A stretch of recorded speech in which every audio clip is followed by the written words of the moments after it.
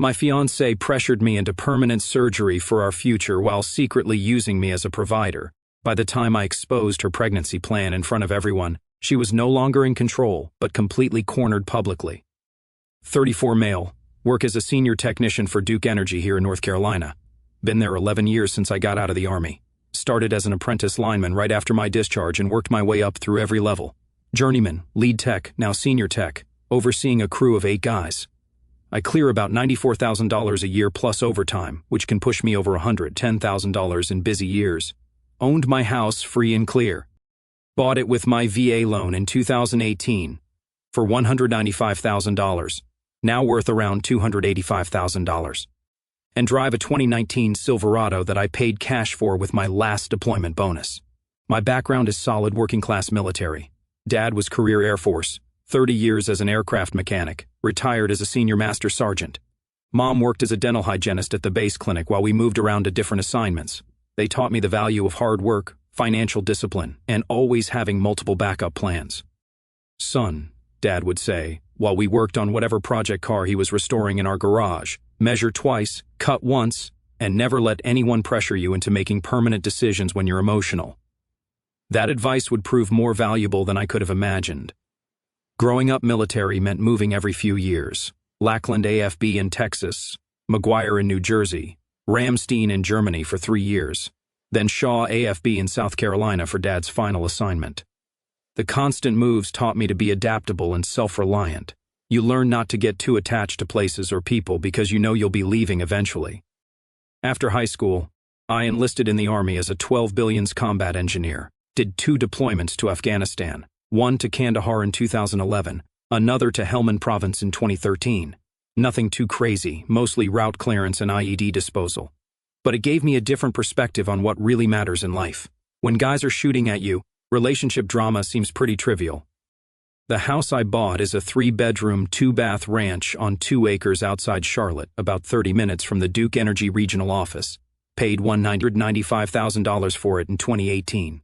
Put about $30,000 into improvements over the years. New HVAC system, updated kitchen with granite countertops, finished the basement into a workshop with proper electrical for my welding equipment.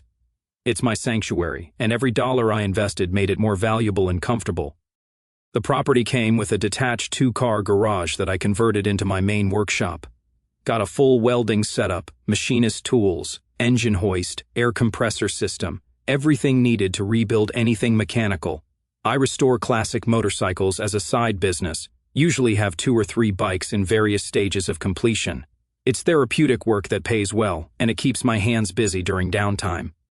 I met Jessica, 28 female, about 2 years ago at my buddy Connor's barbecue. Connor works dispatch at Duke Energy, good guy who throws legendary parties at his place every few months.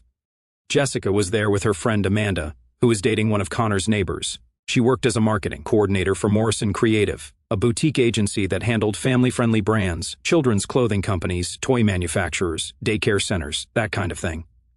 Made around $48,000, plus quarterly bonuses based on client retention. Beautiful blonde with an infectious smile, and what seemed like a sharp business mind, about 5 feet 6 inches, fit from regular yoga classes, always dressed professionally, even at casual events. We clicked immediately over craft beer and hiking stories. She seemed impressed that I had my life together. Steady career with good benefits, my own place, clear financial goals, no debt except the house payment I'd already eliminated. The first 8 months were incredible.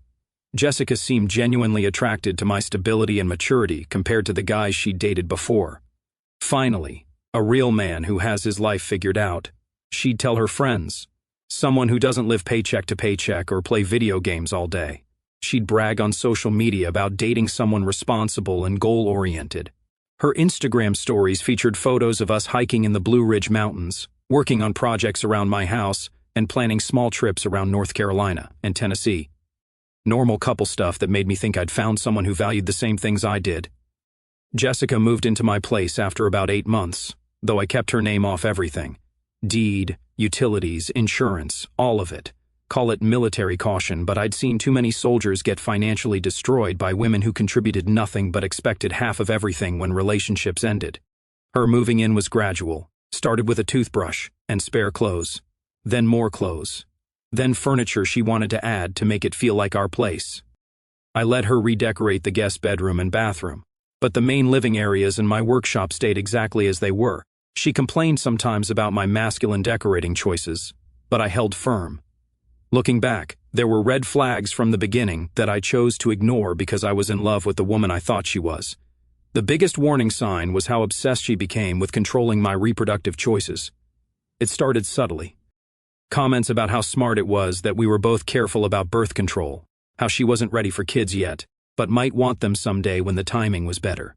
A normal couple conversation that every relationship goes through, but then it escalated into something much more calculated.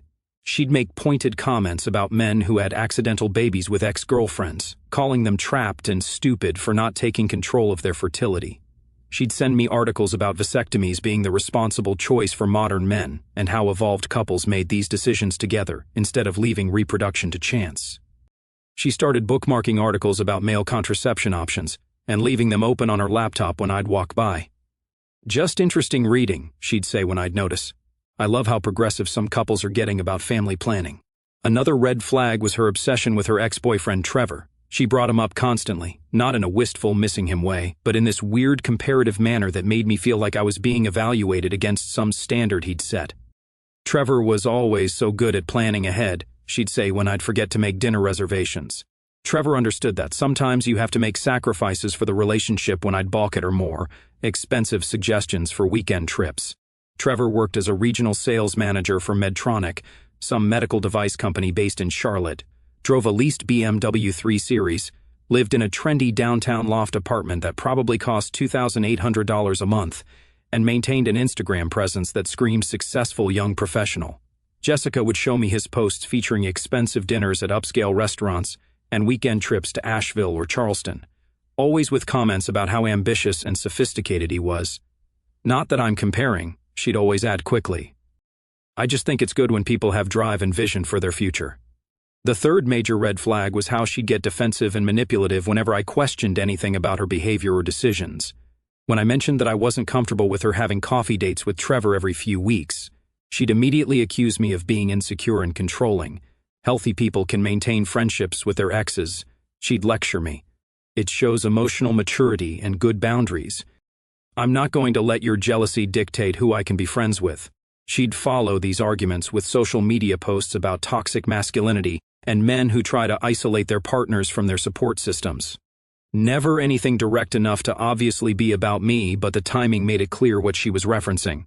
When I tried to discuss our financial arrangements, how much she should contribute to household expenses, whether her name should go on any accounts, she'd shut down the conversation by calling me obsessed with money and unable to see the bigger picture of partnership. "Love isn't about keeping score," she'd say, even though I was the one paying the mortgage, utilities, insurance, property taxes, and most of our grocery bills, while she contributed maybe $400 a month toward her share of expenses. But I was in love and convinced myself these were just minor compatibility issues we could work through with better communication and time. The proposal happened last Christmas Eve. I'd been saving for months to buy her the perfect ring, a 1.5 carat solitaire from Reed's Jewelers that cost me $8,200 after tax. I'd researched cuts, clarity, color grades, the whole 9 yards. Wanted something that would make her friends jealous and show how serious I was about our future. I proposed during a weekend trip to Asheville at the same mountain overlook where we'd talked about our future for the first time. Craggy pinnacle about an hour drive from the city. Perfect view of the Blue Ridge Mountains stretching to the horizon. I'd planned everything carefully. Hiking boots for the trail, champagne chilled in a cooler. Photographer hidden nearby to capture the moment. She said yes, cried happy tears, and immediately started live streaming the proposal on Instagram before I could even stand up from one knee. OMG, you guys. Mark just proposed and I'm literally shaking, she screamed into her phone while I was still holding the ring box. This is what real love looks like when both people do the work to grow together. The live stream got over 4,000 viewers and hundreds of comments within minutes. She spent our entire celebration dinner at the Grove Park Inn responding to messages and planning how to document our engagement journey, instead of talking to me about wedding plans or our future together. Wedding planning began in earnest after New Year's. And that's when Jessica's true agenda started revealing itself. "I've been thinking about something really important for our future," she said over dinner one night in mid-February, using that serious tone that always meant she'd been planning this conversation for weeks. "What's that, babe?" "I want you to get a vasectomy before the wedding." I nearly choked on my steak. "What? Why would you want that?" "It's practical and modern. I don't want kids right now. Maybe not for years. And this way, we don't have to worry about accidents or me dealing with birth control side effects forever." She had her phone out showing me articles she'd bookmarked over the past few weeks. "Look, it's becoming really popular among progressive couples who want to take complete control of their reproductive choices. Jessica, that's permanent surgery. What if we change our minds later and want children?" That's the beautiful part. She seemed genuinely excited that I'd asked. "If we decide we want kids later, we can use a sperm donor and do IVF. It's much more controlled and intentional that way. We'd be choosing exactly when and how to have children instead of leaving it to biological chance." Something about that phrasing felt fundamentally wrong to me. Why would we use a sperm donor? If we want kids, why not just reverse the vasectomy? Reversals aren't always successful, and IVF has much better success rates anyway. Plus, using a donor means we can choose someone with great genetics. Smart, athletic, healthy family history. It's like upgrading our children's potential instead of just accepting whatever random genetic combination we might produce. The way she said upgrading made my skin crawl. You want to use another man's sperm to have our children. It's not about the sperm, it's about the pregnancy and raising the child together. The genetic material is just biology. The love and parenting is what actually makes a family. She reached across the table to hold my hand. This is about us being intentional and smart about our future instead of just hoping for the best. I told her I needed time to think about such a major decision. That was apparently the wrong answer. Time to think about what? It's a simple outpatient procedure that takes 30 minutes. You'd be back to work in 2 days. Her voice had an edge to it now. I'm not asking you to sacrifice anything major. Just make a smart choice that benefits both of us. Over the next few weeks, Jessica launched a full-scale pressure campaign to convince me to get the vasectomy. She printed out articles about enlightened masculinity and men who prioritize their partner's comfort over their ego. She made appointments with her gynecologist to discuss family planning options, and came home with pamphlets about vasectomy procedures and recovery times. She scheduled a consultation with Dr. Patterson, a urologist in Charlotte, without telling me first. "I just wanted to get information," she explained when I found the appointment confirmation in her email. "He can answer all your questions and put your mind at ease about the procedure." When I continued to hesitate and ask questions, she started getting nasty about it. "You're being selfish and egotistical," she'd say during arguments. "This is about what's best for both of us and our future. But you're too focused on your masculine pride to see it clearly." She complained to her friends and our mutual acquaintances. She framed my hesitation as me thinking with my dick instead of being practical about family planning. She'd post Instagram stories about modern relationships requiring sacrifice from both partners with clear implications about what kind of sacrifice she was talking about. "Some men understand that love means putting your partner's needs first," she'd say. Usually while showing me something Trevor had posted about his latest business success or weekend trip. The pressure intensified as our wedding date approached. Jessica had scheduled the ceremony for May 20th at Chatfield Country Club, a venue that cost us $9,800 for the day. She wanted the vasectomy completed by March, so I'd be fully healed and ready for our honeymoon by wedding time. When I said I still wasn't ready to make such a permanent decision, she had a complete meltdown in our kitchen one Tuesday night. "You don't love me," she sobbed, throwing dish towels around like a child having a tantrum. "If you loved me, you'd want to do this for us. You're just being stubborn and selfish because you can't handle me having input on our reproductive choices." She locked herself in the bedroom for 3 hours, then emerged to post a long Instagram story about partners who make unilateral decisions about the relationship and recognizing when someone isn't ready for marriage-level commitment. The message was crystal clear. Either I got the vasectomy or she'd consider ending the engagement. I felt trapped between losing the woman I loved and making a permanent medical decision that felt fundamentally wrong. The wedding was 2 months away. We'd already put down $12,000 in deposits, sent out 120 invitations, booked vendors, reserved hotel blocks for out-of-town guests. My parents had already taken vacation time and booked their flights from South Carolina. How could I throw away 2 years and thousands of dollars over what Jessica kept insisting was a simple medical procedure that shows you trust me? But my dad's voice kept echoing in my head. Never let anyone pressure you into making permanent decisions when you're emotional. That's when my gut started screaming that something was seriously wrong with this whole situation. Jessica's behavior became increasingly suspicious as the wedding approached and my resistance to the vasectomy continued. She'd go out for girls' nights with Amanda or her work friends and come back later than expected with elaborate explanations about where they'd been. She started password protecting her phone and getting defensive when I'd glance at the screen while she was texting. Her marketing meetings became more frequent and lasted longer. Dinner with the client from Little Sprouts Daycare, she'd say, coming home at 10 p.m. on a Tuesday. We were going over their entire social media strategy for next quarter, but when I'd ask specific questions about these clients or projects, her answers were vague and inconsistent. She'd claimed to be working on a campaign for a toy company one week, then mentioned a completely different client the next time I asked about it. The breaking point came on a Thursday night in early April. Jessica had gone out for what was supposed to be a 2-hour dinner with her college friend Amanda to discuss bridesmaid dress alterations. She came home at 11:45 p.m., claiming they'd lost track of time catching up and planning bachelorette party details. But her story didn't add up. She said they'd gone to Romano's downtown, but her GPS history on our shared Google account showed she'd been on the other side of town near the South End neighborhood, specifically near Trevor's apartment complex on East Boulevard. When I mentioned that Romano's seemed like an odd choice for a casual dinner, she got immediately defensive. We ended up changing plans and going somewhere else. Why are you interrogating me about every detail? That night, while Jessica was in the shower washing off what smelled distinctly like men's cologne, her phone lit up on the nightstand with a text notification. Normally, I'd never look at her phone. I respect privacy and trust, but the preview message made my blood freeze. So, when do we start trying? I can't wait to see you pregnant. The sender was listed as T-Heart in her contacts. My hands were literally shaking as I picked up her phone. The notification was from Trevor. I scrolled up through their conversation and what I found made me physically nauseous. Weeks of messages about their ongoing affair. Jessica telling him she'd make me get snipped so he could be the real father when they decided to have kids. Detailed discussions about timing her pregnancy to coincide with our marriage, so I'd assume the child was mine and support it financially while never knowing the truth. The most damning exchange was from the previous week. Jessica, Mark's still being stubborn about the vasectomy, but I'll wear him down. Once he's sterile, we're good to go. He'll make a great provider while you give me the babies I actually want. Trevor, you're evil and I love it. Can't wait to watch him change diapers for my kids. Jessica, he's so clueless. It's almost sad. Keeps talking about our future children when he'll never father anything.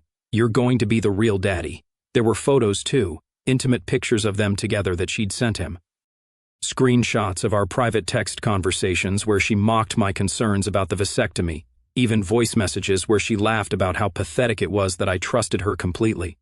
The most sickening message was a voice memo from 3 days earlier. He actually asked me again why we couldn't just reverse the vasectomy later if we wanted kids. I told him reversals aren't reliable, but really I just want him permanently sterile so there's no chance of accidents. This way I know 100% that any babies will be yours, and he'll never suspect anything because he'll think he can't have children. The betrayal was complete, calculated, and sociopathic. She wasn't just cheating, she was planning to trick me into raising another man's children while believing I was infertile. She was going to let me go through life thinking I had some kind of medical problem when she deliberately had me sterilized for another man's convenience. I screenshot everything and forwarded it to my personal email before she got out of the shower. My hands were trembling with rage, disbelief, and a sick kind of clarity about who I'd actually been planning to marry. When Jessica came back to the bedroom in her towel, I was sitting on the edge of the bed, pretending to watch the late news. She kissed my forehead and got under the covers like nothing had happened. "How was dinner with Amanda?" I asked casually. "Great. We ended up talking for hours about wedding logistics and life stuff. You know how it is when you haven't seen someone in a while. Time just flies." Every single word was a lie delivered with perfect sincerity. I lay awake most of that night, staring at the ceiling and trying to process the full scope of what I discovered. The next morning, after Jessica left for work at Morrison Creative, I called in sick to Duke Energy and spent the day documenting everything and planning my response. I forwarded all the screenshots to a secure email account and printed physical copies of the most damning conversations. Then I hired a private investigator. Bill Morrison, no relation to Jessica's company, was a retired Charlotte Mecklenburg police detective who now ran his own investigation service. His office was in a strip mall off Independence Boulevard. Nothing fancy, but his credentials were impressive. 28 years on the force, specialized in fraud and adultery cases. Son, in 3 decades of investigating cheating spouses, I've seen some cold-blooded manipulation, but this vasectomy scheme is next-level calculated, Bill said after I showed him the text screenshots. Good thing you found out before the wedding. How do you want to handle this? I want irrefutable proof of everything: photos, video, more text evidence, financial records, whatever it takes to document the full scope of what they've been doing. Bill got to work immediately. Within a week, he had surveillance photos of Jessica and Trevor entering his apartment together multiple times, credit card records showing she'd been paying for their hotel visits with money from our joint account, and even more text conversations he'd recovered through digital forensics on her backup accounts. The evidence was overwhelming and undeniable. Photos of them kissing in restaurant parking lots, entering hotel rooms together, shopping for what looked like a couple's weekend getaway. Financial records showing Jessica had spent over $2,800 of our wedding fund on romantic dinners and hotel stays with Trevor. But I didn't confront Jessica yet. Instead, I started planning something much more strategic and devastating. First, I reached out to Trevor's girlfriend. Yes, Trevor had a live-in girlfriend, a nurse named Katie, who worked at Atrium Health Carolina's medical center. I found her through social media detective work and sent her a carefully worded message. Hi Katie, this is Mark, Jessica's fiancé. I think we need to talk about Trevor and Jessica. Could you call me when you get a chance? I have information I think you should see. She called within 2 hours. Mark, I've been going absolutely crazy wondering if I was imagining things. Trevor's been acting so strange for months. Secretive phone calls, staying out late with elaborate explanations, claiming he has to work weekends when I know Medtronic doesn't have weekend requirements. I sent her some of the less explicit screenshots as proof. The silence on the other end of the line lasted almost a full minute. That bastard, she finally whispered. That absolute piece of... I've been paying half his rent for 8 months while he's been cheating on me and planning to get another woman pregnant. We agreed to meet in person the next day at a coffee shop in South End. Katie turned out to be a smart, no-nonsense woman in her early 30s who was just as betrayed and furious as I was. She brought her own evidence, suspicious charges on Trevor's credit cards, location data from his phone showing him places he'd lied about being, and photos she'd found hidden in his laptop. Mark, I want them to pay for this, Katie said, tears of anger forming in her eyes. Not just breaking up quietly and letting them move on with their lives. I want them to face real consequences for what they've done to us. That's when the plan really started taking shape. I decided to play along with Jessica's scheme while secretly preparing the most devastating public exposure possible. I told her I'd finally decided to go through with the vasectomy, and she was absolutely thrilled. Oh my God, baby, I'm so proud of you, she said, practically bouncing with excitement. I knew you'd come around once you really thought about it rationally. This is going to make our marriage so much stronger and more intentional. She immediately started bragging to her friends about how she'd won, and I'd finally stepped up and made the mature choice for our relationship. Her Instagram stories were full of vague references to partners who listen and grow and love winning over ego. But instead of booking a doctor's appointment, I booked a consultation with a family law attorney. I also started planning what would become the most epic wedding disaster in Charlotte's social media history. The wedding was scheduled for May 20th at Chatfield Country Club, a venue that cost us $9,800 for the day, including tables, chairs, and basic lighting. Jessica had spent months planning every detail to be Instagram perfect. The flowers alone cost $3,800. She'd hired a professional photographer for $2,200 and videographer for $1,800, specifically to capture content for her social media channels and the wedding planning business she wanted to start after we were married. All that effort and expense was about to backfire in the most spectacular way possible. I told Jessica I wanted to make the wedding reception extra special with a unique slideshow presentation, photos of us growing up, our relationship milestones, family memories, funny stories from friends, the whole 9 yards. She absolutely loved the idea and gave me complete creative control over the project. That's so sweet, baby. I can't wait to see what you put together. Make sure to include some of my best Instagram photos. I want everyone to see how amazing our love story has been. Maybe add some of those cute videos from our hiking trips, too. What Jessica didn't know was that the slideshow would tell a very different story than the romantic narrative she was expecting. I spent 3 weeks creating a masterpiece of public humiliation. The first half would be exactly what she expected: sweet photos of our relationship, family pictures, cute couple moments that would lull the audience into thinking they were watching a normal wedding slideshow. but the second half would be pure documented evidence. Screenshots of her texts with Trevor, photos the private investigator had taken of them together, even audio recordings of her voice messages talking about their pregnancy scheme and how clueless I was about their plan. I also coordinated with Katie, who would attend the wedding as my surprise guest. Trevor didn't know she'd discovered their affair, so his presence in my wedding party would create a perfect storm when the truth came out. The final technical piece was crucial. My groomsman Derek works in it for a local bank and helped me set up a remote backup system for the slideshow. If anyone tried to stop the presentation or unplug the projector, the content would automatically continue streaming to a backup website that every phone in the venue could access through the Wi-Fi network. We tested it multiple times to make sure it was foolproof. The week before the wedding, Jessica's behavior reached peak levels of excitement and deception. She spent every evening finalizing last-minute details with her bridesmaids, coming home after 10 p.m., and claiming they'd been coordinating vendor schedules or doing final venue walkthroughs. She posted a TikTok about couples who trust each other enough to have opposite-sex best friends that got over 180,000 views and sparked huge debates in the comments. Half the people were calling her progressive and mature, while the other half were calling the situation weird and inappropriate. My favorite comment was from my sister Amy. "Girl, if you need this much social media validation for your choices, maybe reconsider the choices." Jessica blocked Amy immediately and then posted another TikTok about toxic family members who can't handle growth and progress. 3 days before the wedding, Jessica came home from her final dress fitting absolutely glowing with excitement. "Everything's going to be perfect," she said, showing me photos on her phone. "I can't wait for everyone to see how beautiful our wedding is going to be. It's going to be the most memorable day of our lives." "It's definitely going to be memorable," I replied, which she took as romantic excitement rather than the ominous promise it actually was. The wedding day arrived with perfect late spring weather, 75 degrees, sunny, light breeze.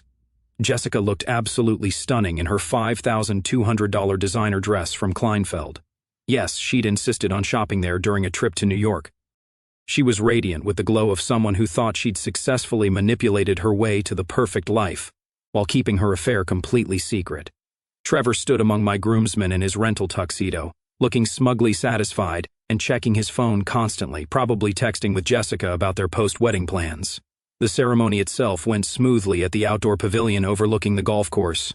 Jessica had written her own vows naturally, full of flowery language about growing together through challenges, making sacrifices for love, and building a family based on trust, honesty, and commitment.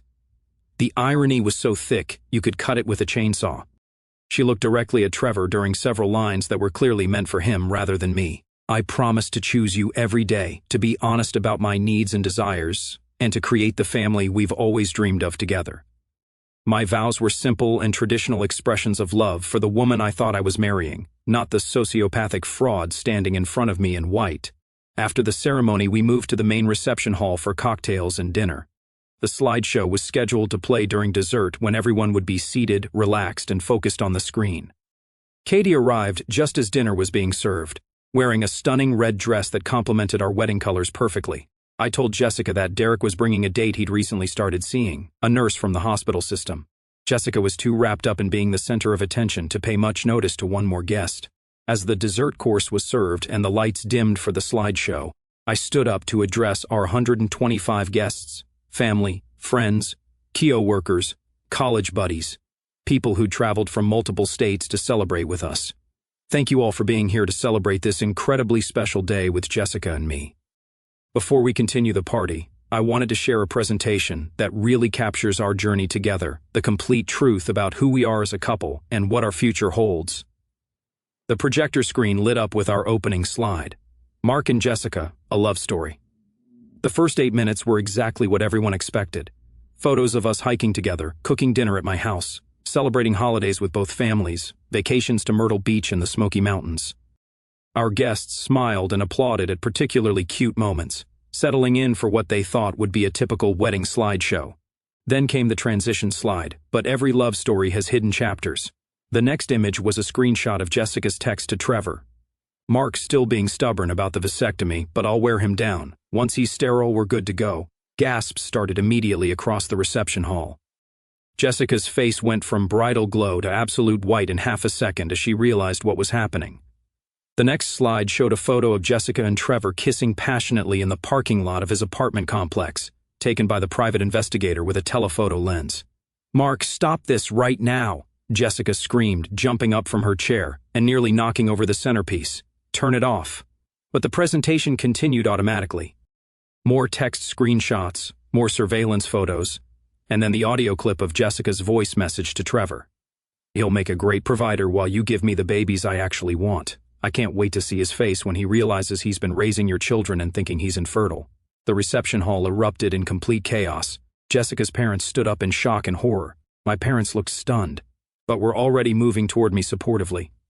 Trevor tried to bolt for the exit, but found Katie blocking his path to the door. "Going somewhere, Trevor?" Katie asked loudly enough for half the room to hear. "Don't you want to hear about your secret pregnancy plans with the bride?" She threw her full glass of wine directly in his face, then turned to address the room.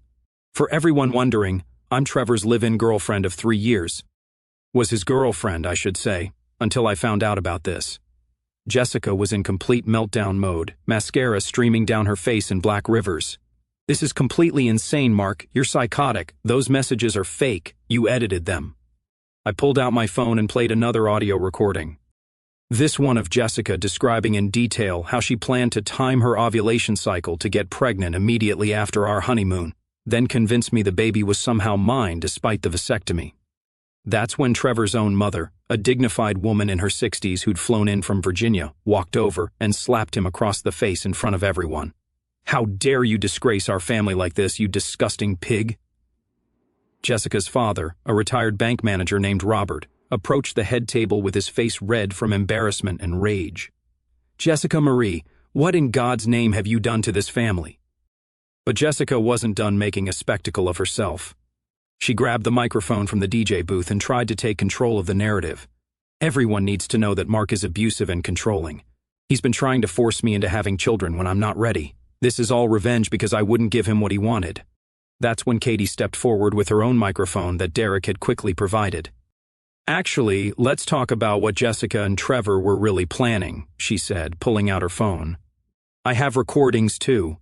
She played a voice message from Trevor describing how they were going to play the long game and let me support their children while they continued their affair on the side, maybe for years, until they could figure out how to transition to being together openly.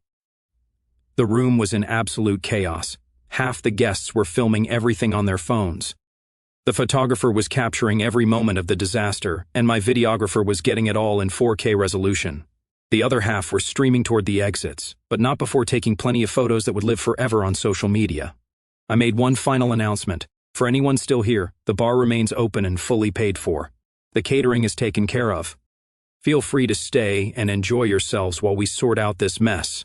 Consider it a celebration of dodging the biggest bullet of my life. About 40 people stayed, mostly my family, closest friends, and a few relatives who wanted front row seats to the continued drama. The other 85 guests left immediately, but not before documenting everything for their own social media accounts. Jessica cornered me near the gift table as the venue staff started the cleanup process. "Mark, please, we can work through this. I made mistakes, but I love you. We can go to counseling. You love my house, my income, and your plan to trick me into raising another man's children," I corrected her, showing her another screenshot. "Trevor's your baby daddy. I'm just the paycheck and the sap. It's not like that." I was confused. Trevor manipulated me into thinking things that weren't true. "Jessica, I have 4 months of evidence showing you planned this entire scheme down to the smallest detail. You initiated most of these conversations. You scheduled your affair around your ovulation cycle. You literally called me a clueless provider and laughed about how pathetic it was that I trusted you completely." She broke down completely, collapsing into one of the reception chairs in her $5,200 dress. "What happens now? Now you get to explain to everyone why you tried to manipulate me into permanent sterilization so you could secretly get pregnant by your ex-boyfriend. You get to deal with the fact that every video of this disaster is already going viral on social media, and you get to figure out how to rebuild your life without my house, my income, or my support." I walked away, leaving her sobbing while her parents tried to process the full scope of what their daughter had done.